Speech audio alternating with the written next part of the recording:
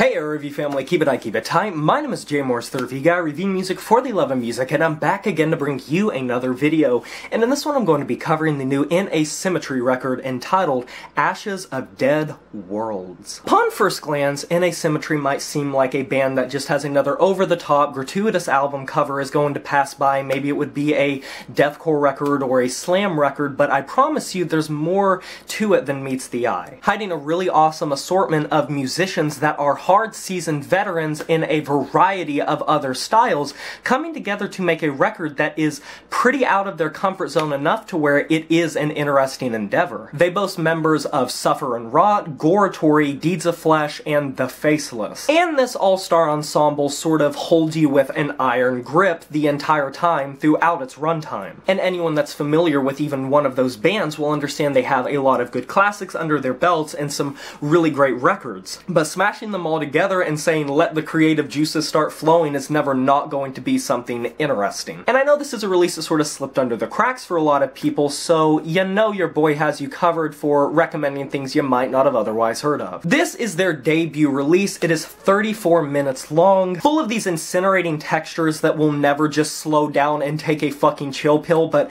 given this band and who they are, would you really expect anything else? Ashes of Dead Worlds functions as a hybrid of sorts. The melting pot that is this band flex their artistic muscles to conjure up a combination of blistering tech death and some really heavy, brutal death metal. While both styles may feel red hot in their production and the way that they are put forward, I think the former of which, the more tech death sides, are going to be comfort food, something pretty cool, whereas the latter half of which, the more death metal centric sections, is where this record runs into its major issues. Whom Prey on the Weak thrusts you into the runtime of this record with a very dramatic introduction, but it builds very little on these said theatrics, and instead nearly immediately sort of catapults you into these artisan-era-esque riffs with these guttural growls from Taylor.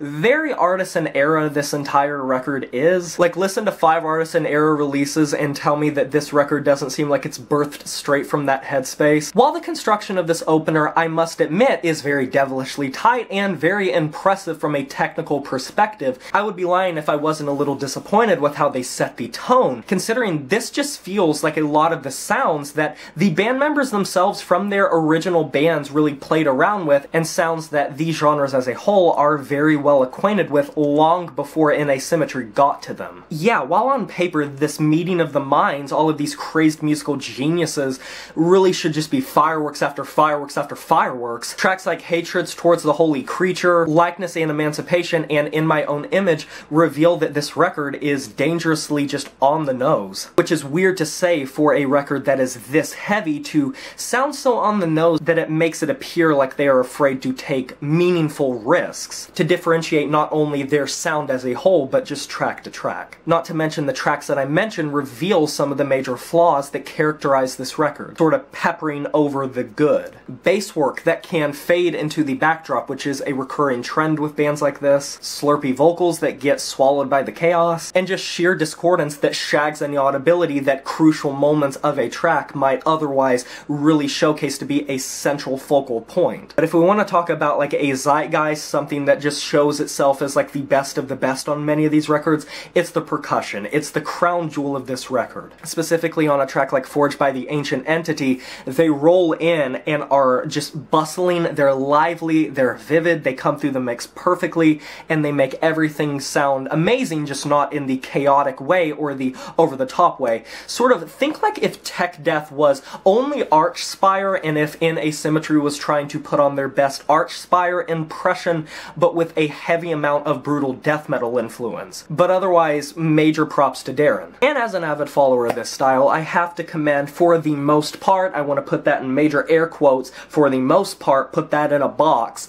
the production is pretty good. Yes, it does struggle with an imbalance vocally specifically and on the bass work. I would have definitely preferred if it would have been a bit more buffed up. And the general tightness of this recording can be sort of a double-edged sword depending on your perspective. If you want something that feels like it has more life in it, you're probably not going to like it. But if you enjoy your tech death to be very meticulous and touched up, I mean screwdrivers and little cranks in every single nook and cranny to make sure it is just airlocked, you probably will like it. I'm sort of middle of the road. I enjoy either. Most of my issues issues with this record lie more in how they execute what they do, not how it sounds. Overall, In Asymmetry's debut has its heart in the right place, no doubt, with gory layers of quickened riffs that blaze by at just high Mach speeds. And one thing I want to really say about this record is, while there are a lot of flaws about it, this still stands the test to be one of my favorite tech death releases of the year. It might be a little bit touched up for my liking, and some of the audibility issues and how they sort of played it safe might detract some of the points, but it still is a very high quality tech death record, and from this supergroup I don't think that we would have expected anything less. Predictability and formulaic styles are sort of the pitfalls of this record, and in general just a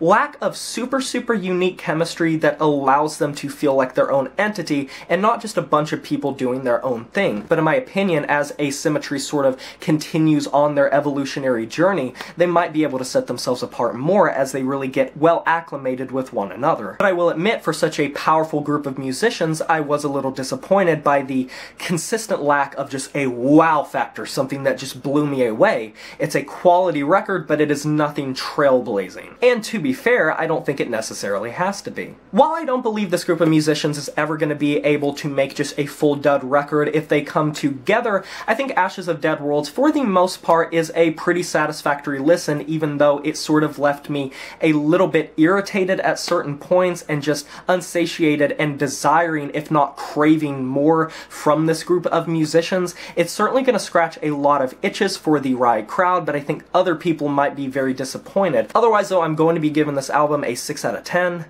And that is a wrap. Have you heard this new In Asymmetry record, Ashes of Dead Worlds? If you have, let me know in the comment section below what you thought about it. I would love to discuss this record with you. Be sure to like this video if you enjoyed it, subscribe to join the review family today, and smash that notification bell to be notified of my future uploads. You know who it is, my name is Jay Morris, the Review Guy, and I'm signing off saying farewell.